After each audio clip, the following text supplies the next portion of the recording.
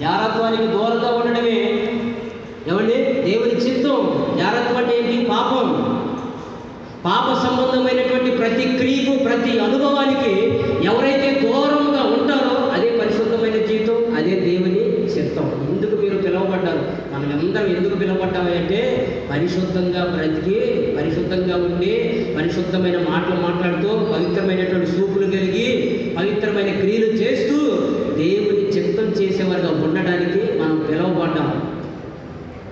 ఇక్కడ మాటలు అక్కడ, అక్కడ మాటలు ఎక్కడ చెప్పి పంపలు కూలుస్తూ ఉంటారు, పాపాలు కూలుస్తూ ఉంటారు. ఇది పాపం కదా. ఒక మాట వినబడిందంటే చాలు, ఒక వ్యక్తి గురించి ఒక వార్త వినబడిందంటే చాలు, ఈ వార్త మనం ఏమండి వాళ్ళకి వీళ్ళకి చెబితే సమాజంలో వాళ్ళు బ్రతికేంటి? వాళ్ళు తలెత్తుకోగలరా?